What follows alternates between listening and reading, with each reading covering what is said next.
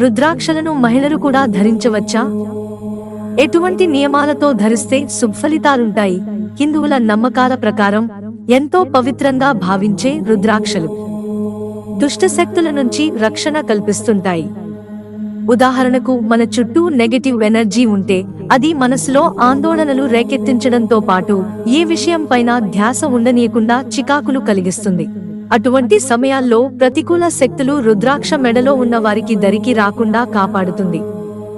అంతేకాదు, చెడు అలవాట్లు, వ్యసనాలకు కూడా దూరంగా ఉంచుతుంది. మహిళలు రుద్రాక్ష ధరించవచ్చా? చాలా ఆచారాలు మహిళలకు, పురుషులకు ప్రత్యేకంగా ఉంటాయి. వాటిలో రుద్రాక్ష వేసుకోవడం సంగతేంటి? ఈ చర్చకు సులువైన పరిష్కారం ఉంది. రుద్రాక్ష వేసుకునేందుకు మహిళలకు, మగాళ్లకు ఇద్దరికీ అనుమతి ఉంది. ఈ విషయంలో ఆ పరమశివుడు ఎటువంటి తారతమ్యాలు చూపించడు. తొలినాళ్లలో కేవలం మగవాళ్లు మాత్రమే వేసుకునే రుద్రాక్షలను కాలక్రమేణా మహిళలు కూడా ధరిస్తూ వస్తున్నారు. రుద్రాక్షలు ధరించిన పురుషులకు, మహిళలకు ఆ శివానుగ్రహం దివ్యంగా కలుగుతుందని శాస్త్రాలు చెబుతున్నాయి. రుద్రాక్ష ధరించడంపై అపోహలు, వాస్తవాలు. రుద్రాక్షలు మహిళలు ధరించడంపై చాలా అపోహలు ఉన్నాయి.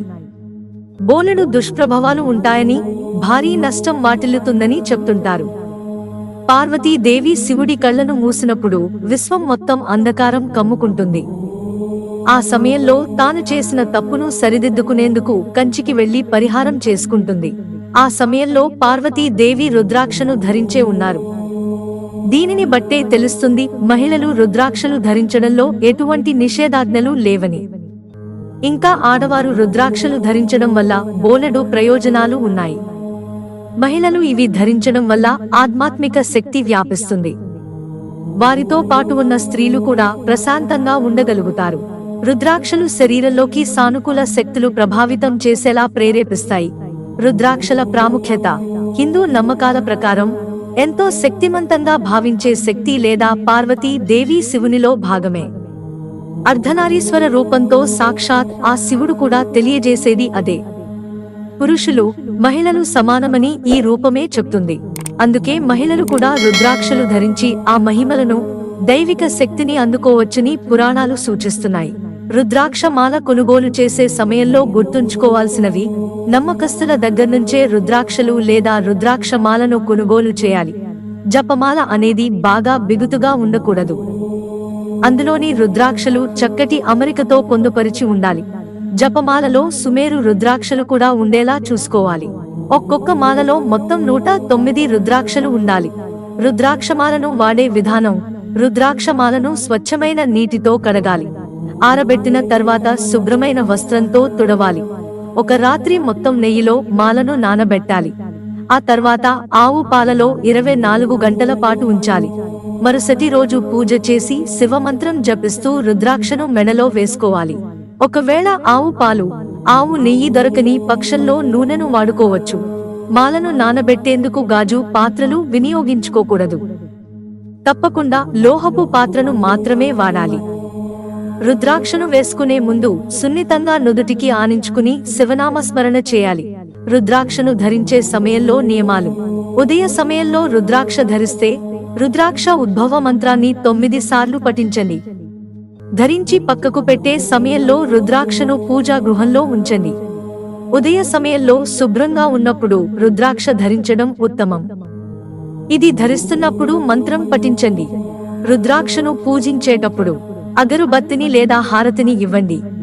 రుద్రాక్షను ఎప్పుడూ శుభ్రంగా ఉంచండి. దుమ్ము, మురికి రుద్రాక్షల్లోకి వెళ్లకుండా చూసుకోవాలి. కాబట్టి నిత్యం శుభ్రం చేస్తుండాలి.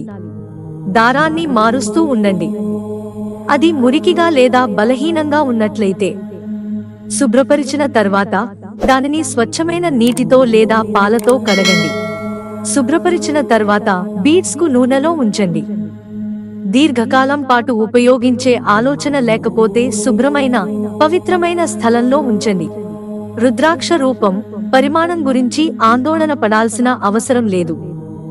మీరు కొనుగోలు చేసే ముఖి ఖచ్చితంగా సహజమైనది, విరగకుండా ఉంటే చాలు.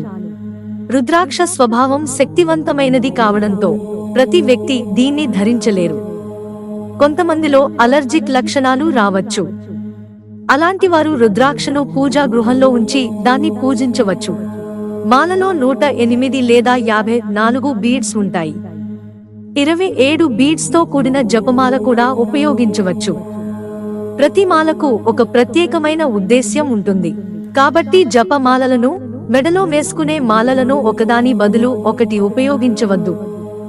రుద్రాక్ష మాలను శివాలయంలోకి తీసుకెళ్లి రుద్రాభిషేకం చేయించండి. తరువాత శివమంత్రాన్ని కనీసం 3 సార్లు పఠించండి.